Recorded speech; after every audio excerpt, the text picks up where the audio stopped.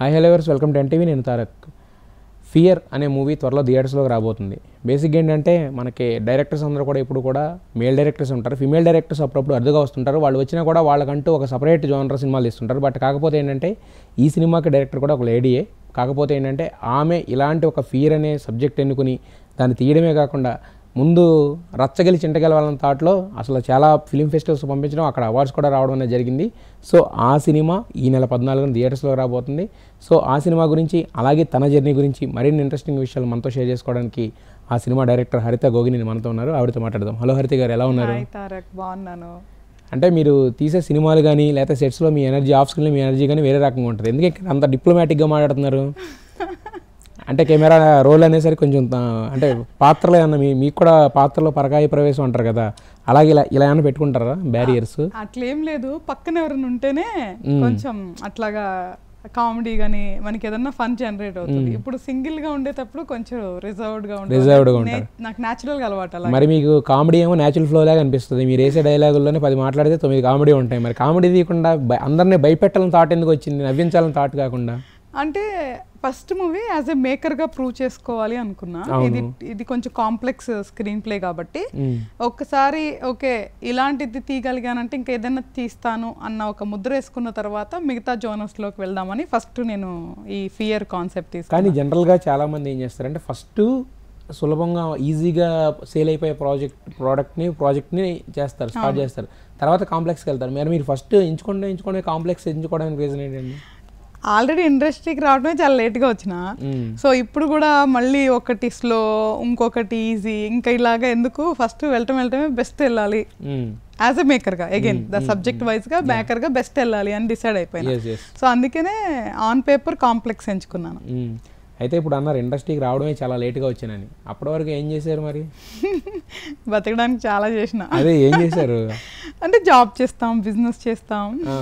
Job చేసి business చేస్తేనే producers అయిపోతారంటే నేను కూడా చెప్పండి, ఆ జాబ్ ఏదో నేనే జాయిన్ అవుతాను. ఎందుకు హ్యాపీగా రియల్ ఎస్టేట్కి చేసుకుందాం. రియల్ ఎస్టేట్లో చేశారు, ఓకే. అయితే మీరు చాలామంది జాతకాలు కూడా చూశారు, మీరు జాతకంలో దిట్ట అని విన్నాం. ఎంతవరకు నిజం అది? ఏంటి జాతకం, దాని బ్యాక్గ్రౌండ్ ఏంటి? అదొకటి బ్లెస్సింగ్ అని చెప్పాలి తారక్. ఎందుకు అంటే నాకు చిన్నప్పటి నుంచి ఒక క్యూరియాసిటీ ఉండేది. ఆ క్యూరియాసిటీ డ్రివెన్ చేయడం వల్ల చదువుకోవటం మొదలుపెట్టాను.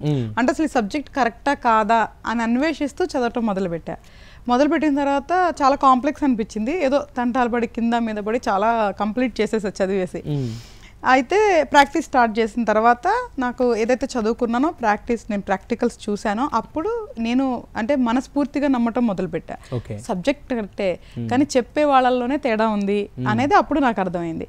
సో నాకు చేతనైనంత దీని మీద మన ప్రజలకు అవగాహన పెంచాలి, అంటే ఎడ్యుకేట్ చేయాలి అన్న థాట్ ప్రాసెస్ వచ్చింది. సరే నేను స్లోగా మా ఫ్రెండ్స్కి అలాగ కొంతమంది చెప్తున్నప్పుడు అది ఎట్లా అయిపోయిందంటే ఒక ప్రాక్టీస్ లాగా, ఒక ప్రొఫెషన్ లాగా టర్న్ అయిపోయింది. ఓకే. మరి ఇండస్ట్రీలో ఎవరెవరికి పెద్ద వాళ్ళకి జాతకాలు చూశారు అంటే మీరు జాతకాలు చూసిన తర్వాత వాళ్ళల్లో వచ్చిన చేంజెస్ ఏంటి? అంటే అవి వాళ్ళని అడగాలి. అంటే పేర్లు పక్కన పెట్టిన అంటే మీకు తెలుస్తుంది కదండి. మనకంటే ఇప్పుడు సినిమా మిగతా వాళ్ళైతే మన పర్సనల్ విషయాలు మనకు తెలియదు కాబట్టి వాళ్ళని అడగాలి. సినిమా ఇండస్ట్రీలో ఎవరికి ఎన్ని అప్పులు ఉన్నాయి ఇవి కూడా తెలిసిపోతూ ఉంటుంది జనరల్గా. అట్లేం లేదు. రీజన్స్ తోటి బేసికల్గా ఏంటంటే నేను ఆస్ట్రాలజీని కొంచెం సైంటిఫిక్ వేలో డీల్ చేస్తాను. నేను ముందే ప్రాక్టికల్గా ఏం చెప్తాను అంటే నీ జాతకాన్ని నేను 100% నేను మార్చలేను. నేను చేసేది ఏంటంటే నీకు ప్రాపర్ గైడెన్స్ ఇస్తా. మనకి వేదిక ఆస్ట్రాలజీ కానీ హిందూ అనే మతధర్మం అనేది మనకి కర్మ సిద్ధాంతం మీద ఆధారపడి ఉంటుంది. సో నీ కర్మని నేను చూసి చెడు కర్మను ఎట్లా తొలగించుకోవాలి, మంచి కర్మను ఎలా గైడ్ చేసుకోవాలి, ఆ కర్మ వల్ల ఇప్పుడు నువ్వు పడే ఇబ్బందులు ఏంటి, నీకు ఏ గ్రహాలు అనుకూలంగా ఉన్నాయి, ఏది అనుకూలంగా లేదని ప్రాపర్గా ఎడ్యుకేట్ చేస్తా.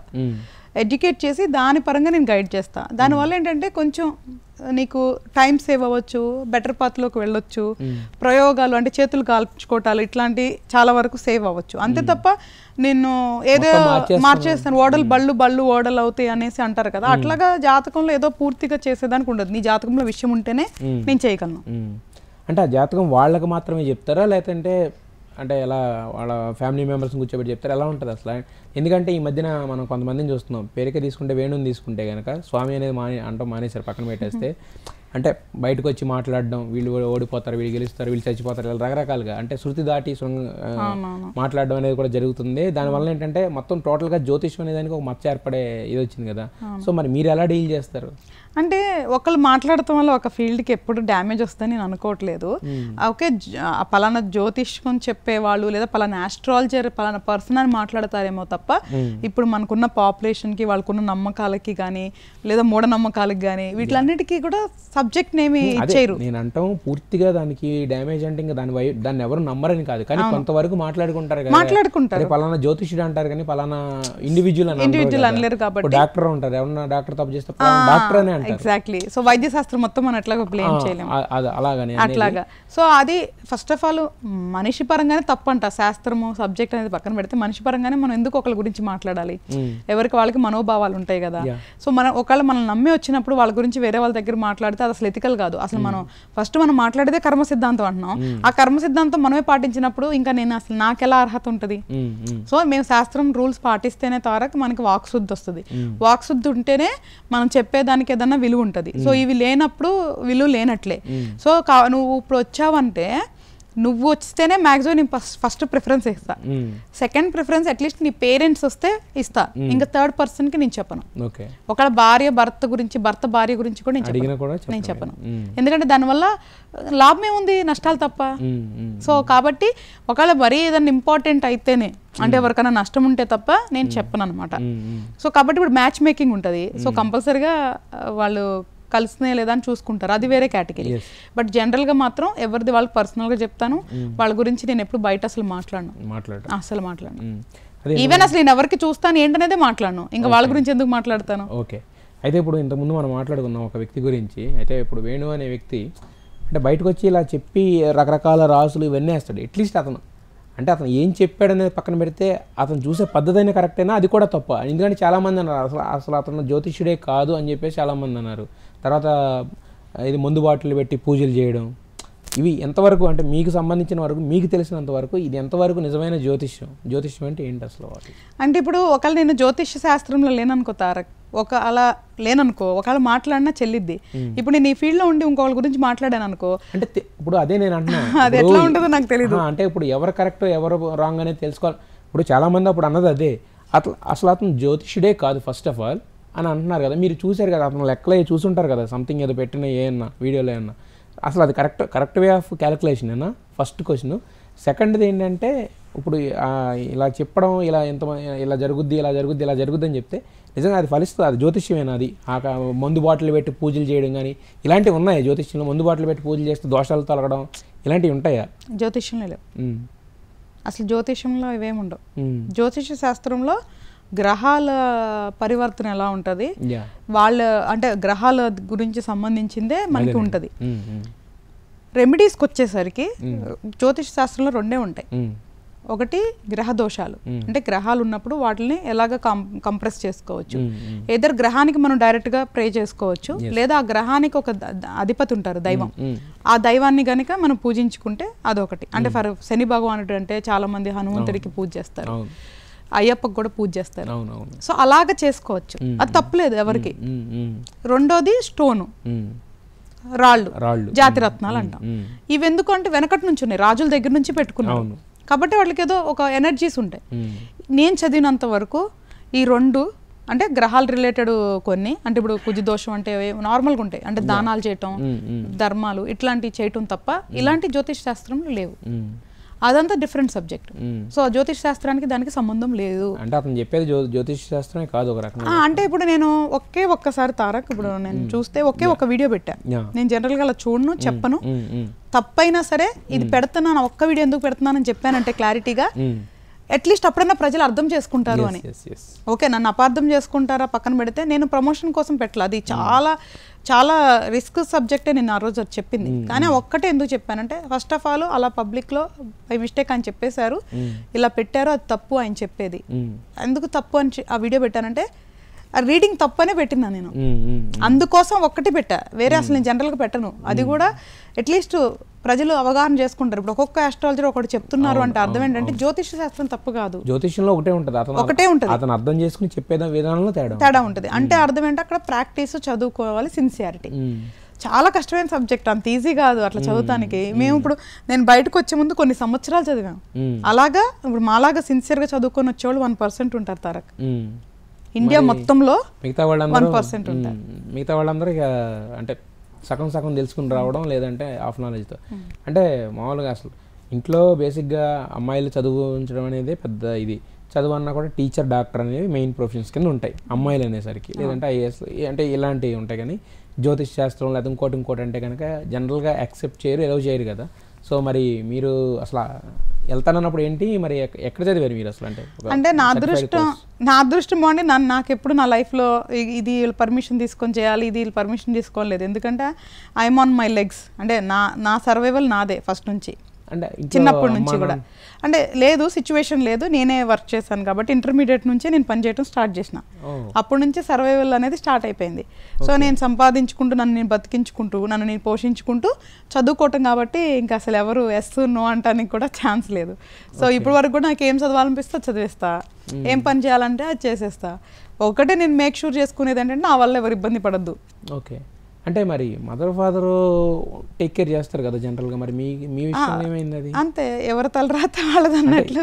అంటే ఏమైందంటే ఏం లేదు, అంటే దాని ఏదో ఇప్పుడు పెద్ద అని కాదు, బట్ కొంతమందికి ఇన్స్పిరేషన్ అవుతుంది. మీరు 12th నుంచి చదువుకుంటారు అనగానే నాకు ఒకసారిగా నాకే అనిపించింది ఏంటిది అని తెలుసుకోవాలని, దాని గురించి అడుగుతున్నాను. అంటే నేను సర్వైవల్లోకి వచ్చిన మాట అయితే వాస్తవమే, బట్ ఎందుకు వచ్చాను అనేది నేను చెప్పాల్సి వస్తే అది నా పేరెంట్స్కి డిగ్రేడ్ ఉంటుంది కాబట్టి నేను చెప్పలేను.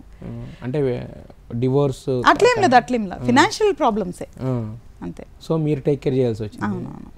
ఫాదర్ ఉండి కూడా ఓకే, వాళ్ళని కూడా మీరే చూసుకున్నారు. ఓకే, డిగ్రేడింగ్ అని మీరు అంటున్నారు, తెలుసుకుంటే ఇన్స్పిరేషన్ ఉంటుంది. అంటే ఇంకెట్లాగో ఫినాన్షియల్ ప్రాబ్లమ్ చేయలేకపోయారు కదా, బట్ ఎందుకు చేయలేకపోయారు అనే సబ్జెక్ట్కి వెళ్తే it is very degrading.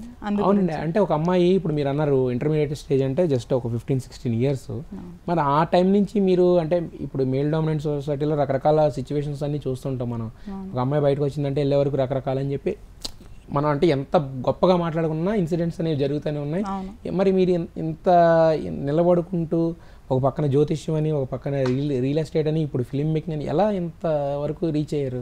Nature అనే చెప్తాను నేను. అందుకే శివయ్యని ఎందుకు నమ్ముతాను అంటే, నాకు అలా సిచ్యువేషన్కి వెళ్ళినప్పుడు నేను వెళ్ళి శివయ్యకి చెప్పాను అనమాట. సో ప్రతిదానికి నువ్వే రీజన్ అంటారు కదా, సో నాకు ఇట్లాంటి పేరెంట్స్ ఇచ్చింది కూడా నువ్వే కదా, సో ఇప్పుడు ఇంకా నువ్వే నా రెస్పాన్సిబిలిటీ తీసుకోవాలి అని చెప్పి నేను ఆయనకు అప్పచెప్పేసిన.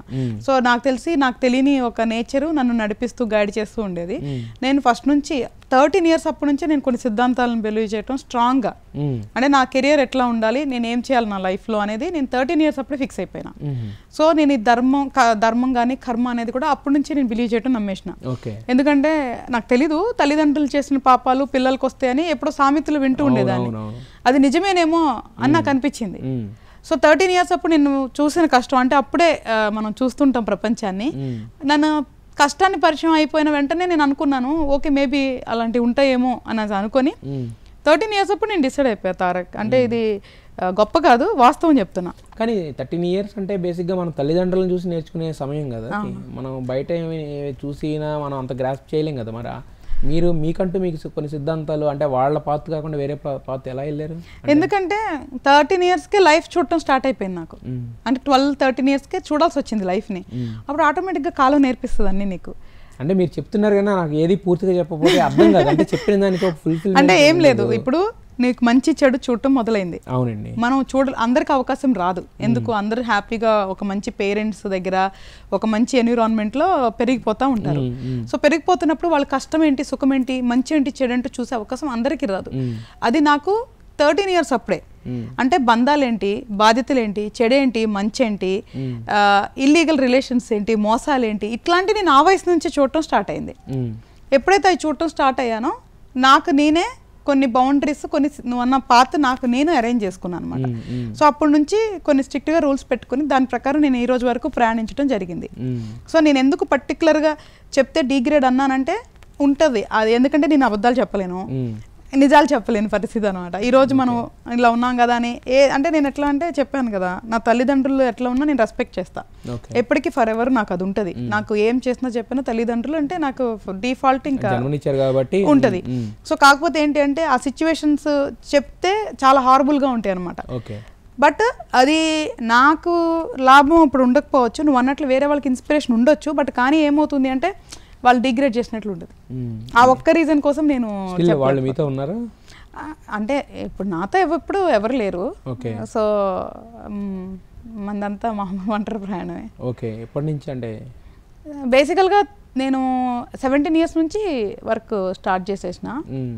On and of mummy support ఉండేది, తర్వాత ఒక పాయింట్ తర్వాత మమ్మీ సపోర్ట్ కూడా లేదు. సో ఇంకా నేను పిల్లలు ఉంటారు.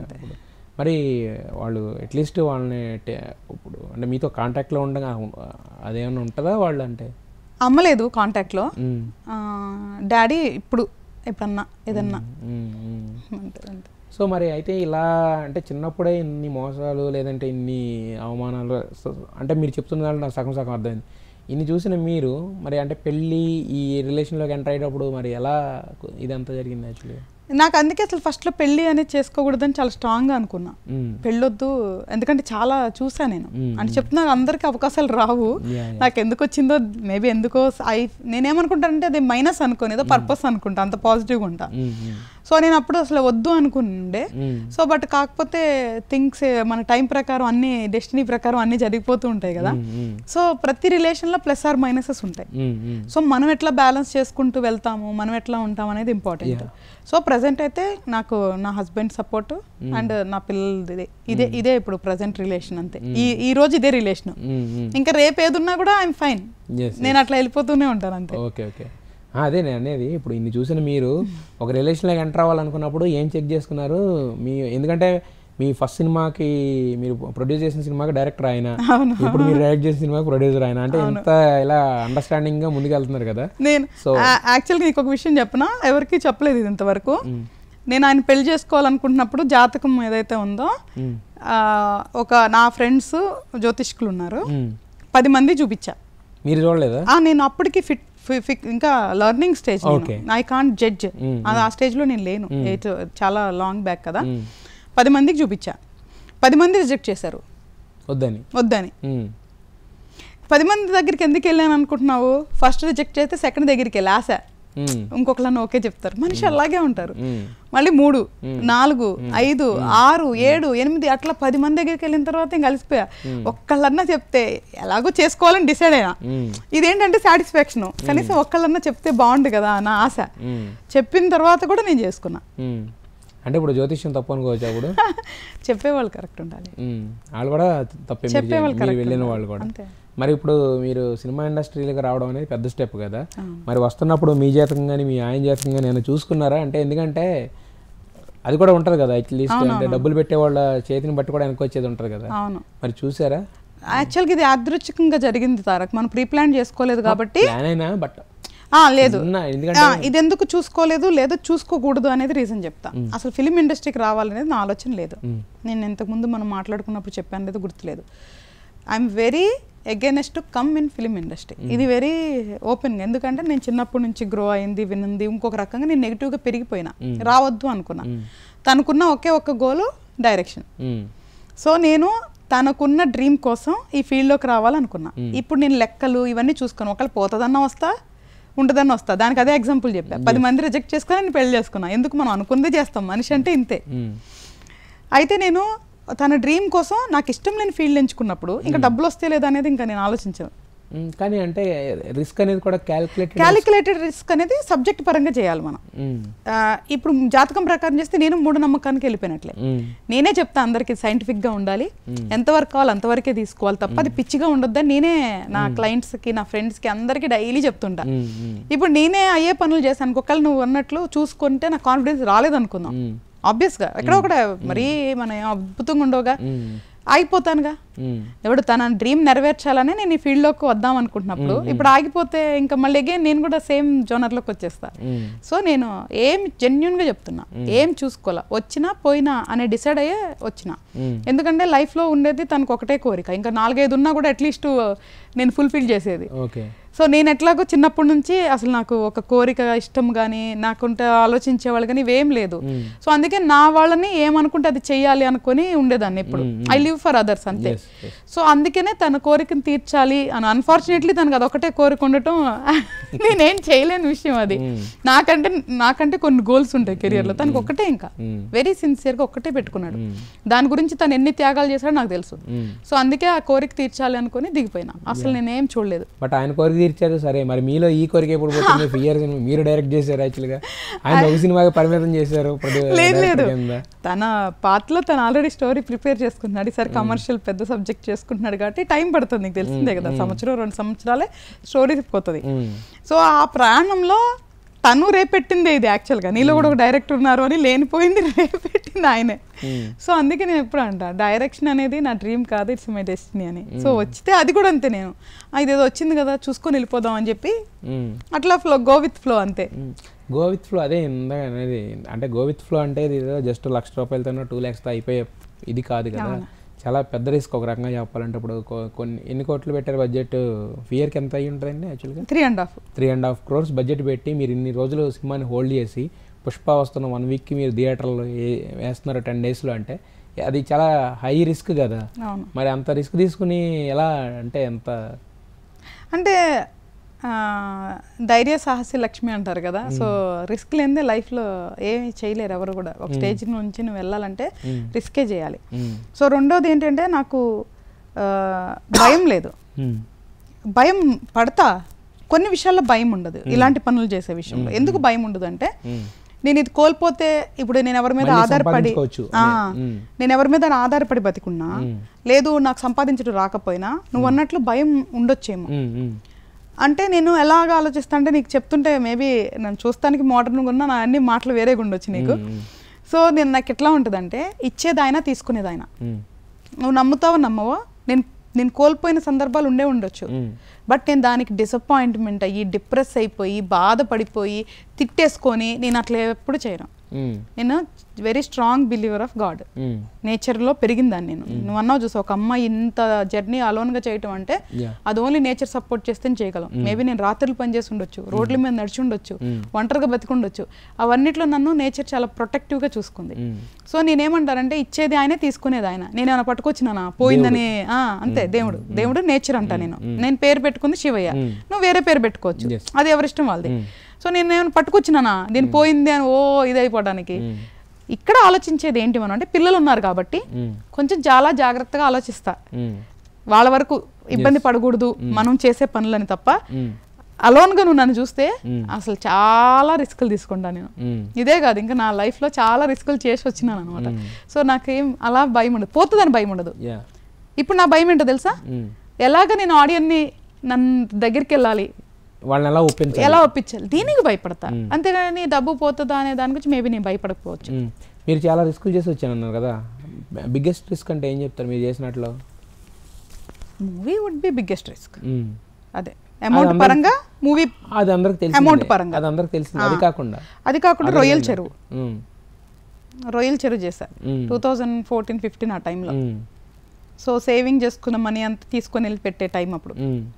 వద్దు అని నా సరౌండింగ్స్లో వద్దు అని, ఎందుకు చేయాలనిపించింది. చేయాలనిపిస్తే చేసేద్దాం అనుకుంటా. అది కూడా క్యాలిక్యులేట్ చేస్తా, because I'm good at business. Entry exit plan ప్రాపర్గానే చేసుకుంటా. సో కాకపోతే అదేంటంటే దాంట్లో రిస్క్ తక్కువే ఉంటుంది, హ్యూమన్ ఎర్రర్స్ ఉండకూడదు. నేచర్ వల్ల పాడవుతాయి. నాకు నేచర్ కోఆపరేషన్ ఎక్కువనే నమ్ముతాను కాబట్టి నేచర్ నన్నేమి ఇబ్బంది పెట్టదు. హ్యూమన్ ఎర్రర్స్ లేకుండా చూసుకుందాం అనుకున్నాం. బట్ కానీ దాంట్లో హ్యూమన్ ఎర్రర్ వచ్చింది, ఎగ్జిట్ అయిపోయినా. నాకేమీ నష్టం లేదు, ఎగ్జిట్ అయిపోయినా. బట్ కానీ వెళ్ళేటప్పుడు మాత్రం చాలా అగైనెస్ట్ అనమాట. ఇది పోతే అన్ని పోతవి, పెట్టకూడదు అట్లాగాని. సో అప్పుడు కూడా నేను అంతే, ఓకే నేను రోడ్డు మీద నుంచి స్టార్ట్ అయినా కదా, ఒకళ్ళు వెళ్తే మళ్ళీ అక్కడ నుంచి స్టార్ట్ చేస్తానులే, ఏమైంది అన్న యాటిట్యూడ్ ఉండేది. కాదు, నాకు మీరు చెప్పిందంతా విన్న తర్వాత ఏమనిపిస్తుంది అంటే, మీరు స్టోరీల కోసం అక్కడ ఇక్కడ తిరగడం, అయ్యి రాసుకోవడం వేస్ట్. మీ సినిమా, మీ జీవిత కథను స్టోరీ కింద తీసేస్తే పెద్ద సక్సెస్ అవుద్దేమో అనిపిస్తుంది యాక్చువల్గా. అంటే అప్పుడు సీరియల్ తీయాలి మనం, సిరీస్ వస్తుంది కదా, ఇప్పుడు సిరీస్ వస్తుంది. అంటే నిజంగా కమర్షియల్ గా చేస్తే పెద్ద హిట్ అవుద్దేమో అనిపిస్తుంది మీరు చెప్పే మాట్లాడుతుంటే. మూవీ ఫీల్డ్కి రావద్దు అనుకున్నా కానీ తారక్, నేను ఫస్ట్ సీరియల్ చేయాలనుకున్నా. ఎందుకంటే ప్రీచింగ్ లాగా ఉండొద్దు, ఎప్పుడు కూడా ఎవరికి ఏది ప్రీచింగ్ ఉండొద్దు, బట్ కానీ ఒక సీరియల్ చేయాలి లైఫ్ గురించి అనేది ఫస్ట్ అనుకున్న థాట్ ప్రాసెస్. బట్ కానీ అదంతా చాలా పెద్ద పని అని వెళ్ళలేదు. బట్ సో అదే అసలు పెళ్ళి అవుద్ది అనుకున్న మీరు మీ హస్బెండ్ని ఫిక్స్ అయిపోయాను చూసి అని అన్నారు కదా, అంటే అంటే ఆ ప్రాసెస్ అనేది ఇంకా ఆల్మోస్ట్ లవ్ మ్యారేజ్. అంటే ఎలా స్టార్ట్ అయింది? అటు తరపున మీకు అడ్డంకులు రాలేదా? అంటే ఇటు అమ్మాయి తరపున కుటుంబం అవన్నీ చూస్తారు కదా, అయ్యేం అడ్డంకులు ఏం రాలేదా మీరు? వాళ్ళ పేరెంట్స్ చాలా మంచి వాళ్ళు తారక్. వాళ్ళకి అంటే డెఫినెట్గా ఎవరు ఇమ్మీడియట్గా ఒప్పుకోరు. వాళ్ళు ఏంటి అంటే అమ్మాయిని ఇబ్బంది పెట్టకుండా చూసుకో, మేమైతే యాక్సెప్ట్ చేయలేము అని చెప్పారు. అంత గొప్పోళ్ళు వాళ్ళు. చేయలేము అన్నారు. యాక్సెప్ట్ చేయలేము, we need some time, but ఇప్పుడైతే మేము అంత బ్రాడ్ మైండ్ కాదు, మేము యాక్సెప్ట్ చేయలేము. ఇప్పుడు చేశారా? ఇప్పుడు వాళ్ళే యాక్చువల్గా నేను ఎక్కడ బ్లెస్సింగ్ అంటే నా హస్బెండ్ పేరెంట్సే నా పేరెంట్స్ అయ్యారు చూసావా, ఆ విషయంలో నేను చాలా బ్లెస్సింగ్. వాళ్ళు నా దృష్టిలో దేవుడు దేవత అని అనుకుంటా నేను హార్ట్ఫుల్గా. వాళ్ళు వెరీ గుడ్ హ్యూమన్స్ అసలు. అదే మరి అంటే మీరు సపోర్ట్ లేకుండా ఇలా పెరుగుతున్నప్పుడు నేను అనేది అదే ఎక్కడ మీకు అతను కనెక్ట్ అయ్యాడు అంటే ఏంటి రీజన్ ఏంటంటే ఇప్పుడు మీరే ఒక రకంగా నాకు తెలిసి అప్పుడు సంపాదన కూడా మీదే ఎక్కువ ఉండాలి కదా, సో మరి ఎక్కడ జస్ట్ ఇంట్యూషన్ అనిపించింది, ఒక కనెక్షన్ అనిపించింది, మేము ఫ్రెండ్స్. సో తర్వాత ఆయన ప్రపోజ్ చేసినప్పుడు నేను చెప్పాను అనమాట, నాకు రిలేషన్స్ ఇవన్నీ వద్దు, ఒకవేళ చేసుకుంటే పెళ్లి చేసుకోవాలి లేకపోతే లేదు అనేది అనుకున్నా. అతనేమో పెళ్లి చేసుకోవాలని అప్పటికి ప్రిపేర్ అవ్వలేదు కదా, వాళ్ళకి టైం పట్టింది కదా సెటిల్మెంట్ అవి. వాటిలో మా ఇద్దరి మధ్య అదే డిస్కషన్ ఉండేది, నేను పెళ్ళి తను ఇప్పుడు కాదు, నేను పెళ్ళి ఇప్పుడు నేను కాదు, తనే కాంప్రమైజ్ అయ్యి ఇంకా నేను కావాలనుకుని పెళ్లి చేసుకున్నారు. సో తను అంత కావాలనుకుని పెళ్లి చేసుకున్నారు. దాని తర్వాత ఏదైతే లైఫ్ మేము చూసామో బ్యాలెన్స్డ్గా అనమాట, అంటే గొడవలు పడతానే ఉంటాము, చాలా గొడవలు పడతాం మీ ఇద్దరం అయితే అసలు ఏదని చెప్పాలంటే, బట్ బాండింగ్ ఉంటుంది, ఈగోస్ పక్కన పెట్టేస్తాం, వస్తాయి కామన్గా వస్తాయి. మరి అయితే ఇప్పుడు బేసిక్గా వైఫ్ అండ్ హస్బెండ్ అన్నప్పుడు ఒక మేల్ ఈగో అనేది ఎప్పుడు ఉంటుంది, మనం డామినెంట్గా ఉండాలి, ఎక్కువ సంపాదించాలి, లేదంటే ఎక్కువ ఇది అని చెప్పి. మరి ఇక్కడ చూస్తేనేమో రివర్స్లో ఉంది అంతా, మీరే ఆయన సంపాదిస్తారా? అంటే లేదు, తన వరకు తను ఏ పనైనా ప్రాపర్గా చేస్తారు. అంటే ఇప్పుడు మేము ఇద్దరం సంపాదిస్తున్నట్లే, ఇప్పుడు భార్య భర్తలు మేము ఇద్దరం కలిసి పనిచేస్తున్నామంటే మేబీ నా బ్రెయిన్ కొంచెం ఎక్కువ ఉండొచ్చు, ఎందుకంటే నేను అర్లీగా వర్క్ స్టార్ట్ చేసిన, తనకి ప్రపంచంలో కష్టం తెలియకుండా వాళ్ళ పేరెంట్స్ పెంచారు. అంటే ఇప్పుడు ఎలా అంటే మీరు జాతకం చెప్తే ఆయన మొత్తం ఆఫీస్ అంతా అంతే, మొత్తం తనది ప్లానింగ్ ఉంటుంది, మెయింటెనెన్స్ మొత్తం తనదే ఉంటుంది, డామినేషన్. నాకు అంటే నేను జెన్యున్గా చెప్తున్న తారక్, నాకు ఎప్పుడు అబ్బాయిదే డామినేషన్ ఉండాలి అని కోరుకున్న అమ్మాయి నేను. అంటే బయట అందరు చూస్తే నేను డామినేషన్ అంటారు కానీ నాకు డామినేట్ చేసి తను ఉండాలని నాకు ఎప్పుడు అనిపించేది కాదు. మాకు అలా అనిపించట్లేదు, బయట అట్లాగే ఉంటారు, మేబీ నేనే డామినేట్ చేస్తానేమని.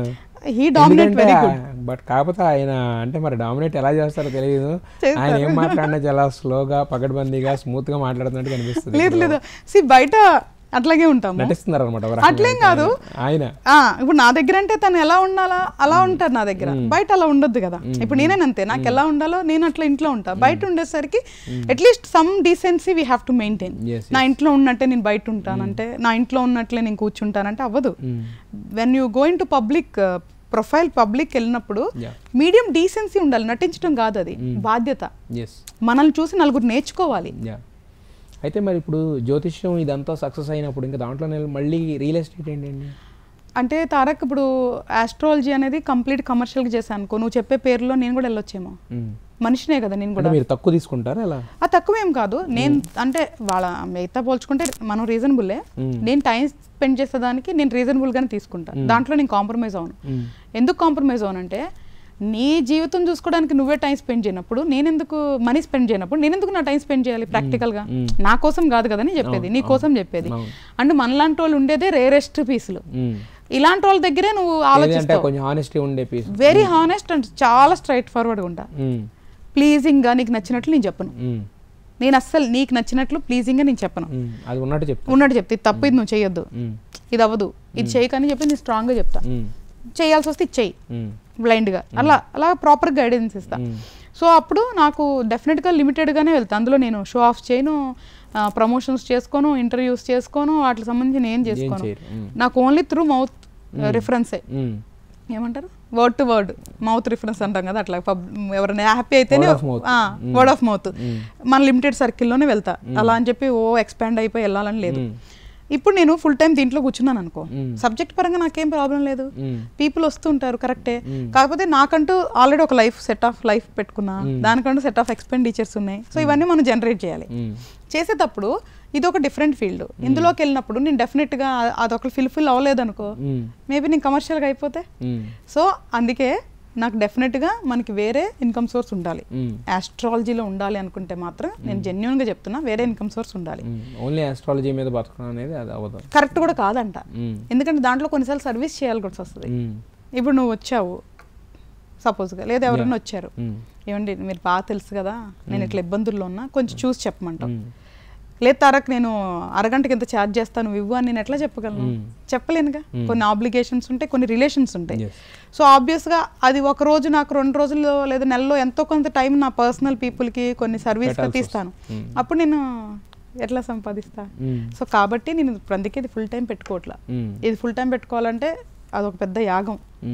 సో అట్లా వెళ్ళొద్దు ఆ జోన్కి వెళ్ళనేసి, అందుకే ఇప్పుడు కొంచెం పార్ట్ టైమే చేస్తాను. Okay, real estate full fledged. Real ఎస్టేట్లో కూడా అన్నప్పుడు కూడా మెయిన్లీ ఇదే ఉంటుంది కదా, ఎక్కువ ఈ కబ్జాల దగ్గర నుంచి రకరకాలైనటువంటి ఉంటాయి, బెదిరింపులు ఉంటాయి, ధమ్కీలు ఉంటాయి, సెటిల్మెంట్లు చాలా ఉంటాయి. అంటే మన దారిలో మనం వేసుకెళ్ళిపోతున్నా పక్కన వాళ్ళు వచ్చేసి ఉంటాయి కదా, మరి దాని సపోర్ట్ నేచర్ భగవంతుడు ఎలా అండి అది? అంటే ఇప్పుడు అనేది అంటే నేను చెప్తా తారక్, భగవంతుడు నీ తోడుంటే మనుషుల ద్వారానే నీకు సహాయం వస్తుంది.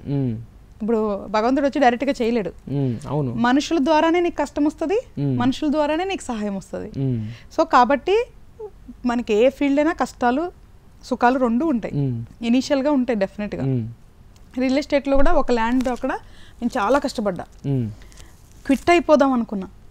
అంటే లోకల్స్ ఉంటారు, చాలా హైరార్కీస్ ఉంటారు, బెదిరించే వాళ్ళు ఉంటారు, ఈజీ మనీ కోసం అలవాటు పడిన వాళ్ళు ఉంటారు.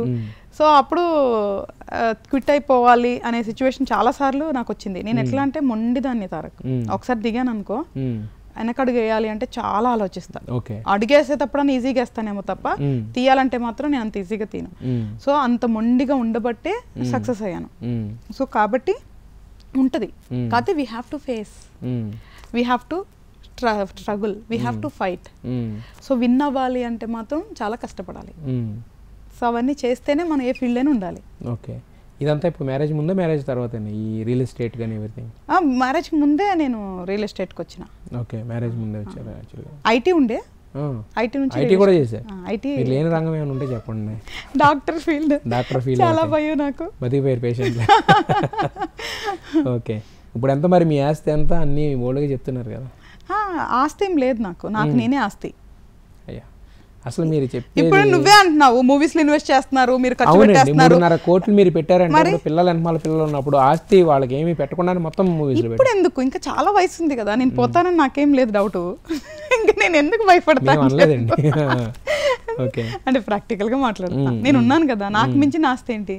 ఒకవేళ నిజంగా వాళ్ళకి డబ్బు ఉంది కదా, నేను లేను, ఫుల్ఫిల్ అయిపోతుందా? సో అట్లా ఏం లేదు, ఇంకా ఉంది కదా వయసు, చేద్దాం, ఏదో సంపాదిస్తారు అనమాట. అయితే మొత్తానికి డౌటే లేదు. అయితే యాక్చువల్గా కమింగ్ టు ఫియర్, అంటే ఇప్పుడు ఇన్ని రోజులు ప్రాజెక్ట్ ఎప్పుడో అయిపోయింది, మీరు ఇంటర్నేషనల్ ఫిల్మ్ ఫెస్టివల్స్ పంపించారు. తారక్ ప్రాజెక్ట్ ఎప్పుడైంది తారక్? ఆగస్ట్లో అయింది. అదే అంటున్నా, ఇంటర్నేషనల్ ఫిల్మ్ ఫెస్టివల్ అప్పుడే అప్లై చేసిన. అంటే ఆగస్ట్ నుంచి ఫస్ట్ కాపీ రాగానే డిసెంబర్ లోపల ఏమేమి ఫెస్టివల్స్ ఉన్నాయో వాటికి మాత్రం అప్లై చేసిన. అదేనండి, ఆగస్ట్ అంటే 6 months అయిపోయింది కదా బేసిక్గా. ఏంటి ఆగస్టు, సెప్టెంబర్, అక్టోబర్, నవంబర్ కి 4 నెలలు అయింది. 6 months. డిసెంబర్ వచ్చేసింది, డిసెంబర్ రిలీజ్ కదా. అదే డిసెంబర్లో రిలీజ్ 5 అంటే 4 months. అదే బేసిక్గా ఎవరైనా కూడా ఏం చేస్తారంటే ఫస్ట్ రిలీజ్ ప్లాన్ అనేది ఒకటి పెట్టుకుని వెళ్తారు యాక్చువల్లీ థియేటర్స్. ఇంకోటి ఏంటంటే పెద్ద సినిమాలు వచ్చినప్పుడు థియేటర్స్కి రావడం అనేది కూడా రిస్క్ ఫ్యాక్టర్ అనుకుంటారు. బట్ మీరు అప్పటి నుంచి హోల్డ్ చేసి ఇప్పుడు రిలీజ్ చేయాలనుకోవడానికి ఏంటి, what is the reason for that? ఆగస్ట్లో అయింది మంది ఫస్ట్ కాపీ, ఫైనల్ కాపీ కాదు. దాని తర్వాత సెన్సార్ మనకి సెప్టెంబర్లో అయింది. నేను ఫస్ట్ కాపీలోనే మన అసలు ఈవెన్ రఫ్ కట్లో కూడా నువ్వు అవార్డ్స్కి అప్లై చేసుకోవచ్చు. బిఫోర్ అసలు రిలీజ్కి సంబంధం లేదు, కాకపోతే ఆన్లైన్లోకి వెళ్ళక ముందు అప్లై చేసుకోవాలి అవార్డ్స్కి. సో నేను అవార్డ్స్కి ఎందుకంటే because off screen play concept నేను అప్లై చేసిన.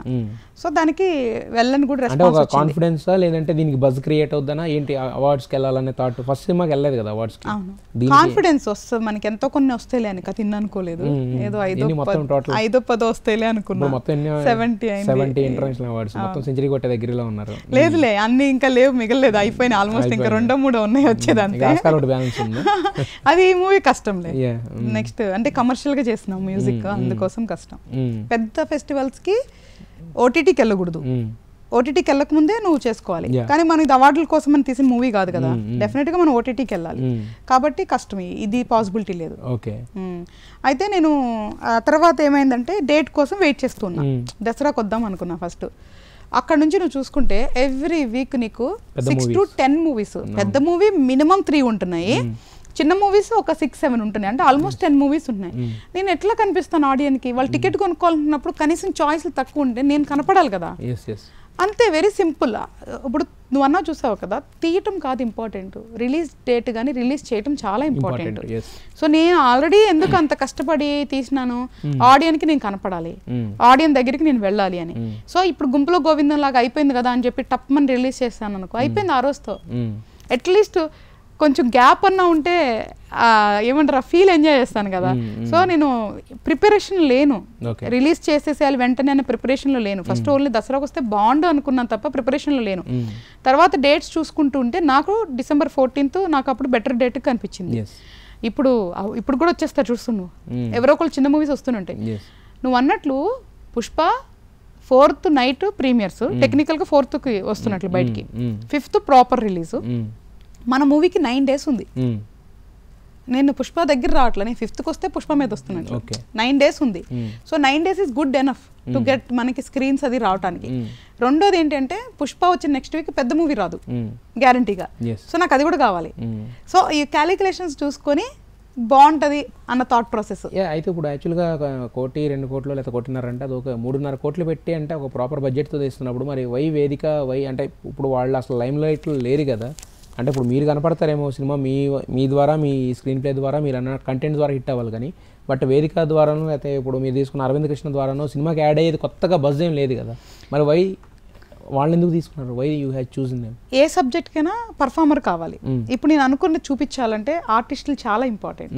సో నేను అనుకున్నది డెలివరీ చేయనప్పుడు వాళ్ళు లైమ్ లైట్లో ఉంటే ఏంటి, లైమ్ లైట్లో లేకపోతే ఏంటి, అది మనం చెప్పలేం కదా. లైమ్ లైట్లో ఉన్న వాళ్ళు మీరు డెలివరీ మీ సబ్జెక్ట్ని వాళ్ళు డెలివరీ చేయలేరని మనం చెప్పలేము.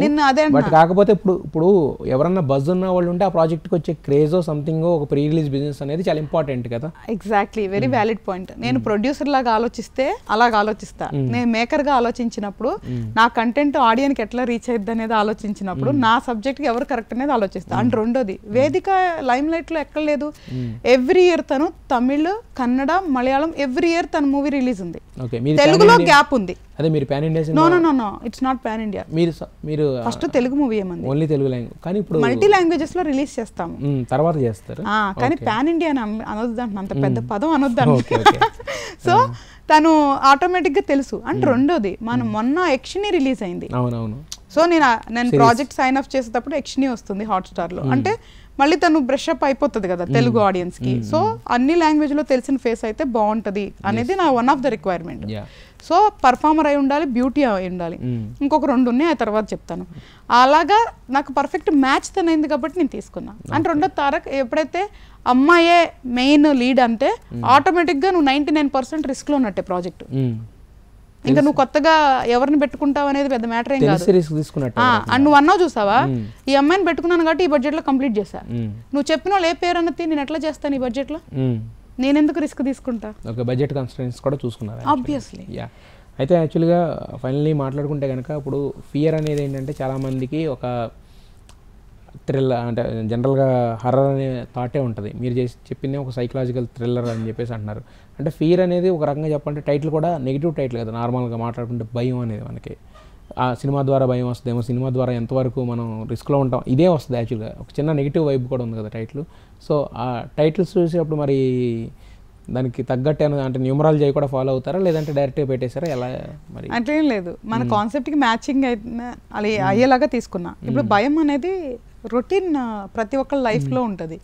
సో నేను భయం అనే ఒక నవరసాల్లో ఒక ఎలిమెంట్ కాబట్టి అది తీసుకొని నేను దగ్గరగా ప్రజలకి దగ్గరగా వెళ్దాము అన్న ఒకటే రీజన్ ప్రేక్షకులకి.